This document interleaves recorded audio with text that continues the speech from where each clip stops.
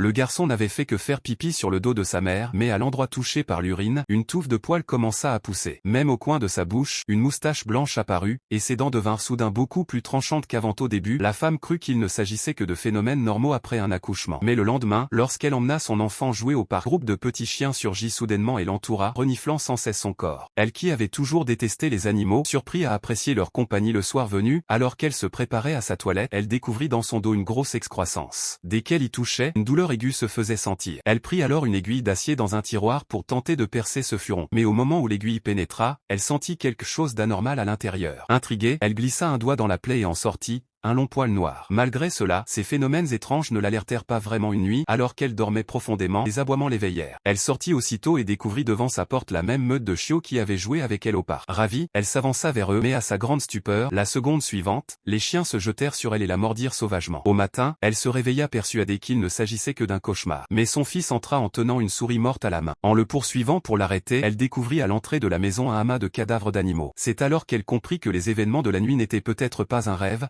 et que ces bêtes mortes étaient en réalité le butin de chasse d'elle-même et de cette meute de chiens. Le soir suivant, alors qu'elle s'apprêtait encore à se laver, elle remarqua cette fois qu'une rangée de queues animales avait poussé sur son corps. Ce fut seulement à ce moment-là qu'elle réalisa qu'elle était en train de se transformer affolée. Elle courut dans une librairie et demanda au libraire s'il existait des livres parlant de femmes se transformant en bêtes à queue. L'homme la fixa avec un regard étrange, puis lui tendit un recueil de mythes et légendes. La nuit venue, alors qu'elle se préparait à lire, les aboiements retentirent de nouveau dehors. Elle se leva et sortit dans la cour. Mais à peine eut-elle franchi le seuil qu'elle sentit tout son corps se contracter, et dans un grognement rauque, elle s'accroupit au sol comme un chien prêt à bondir.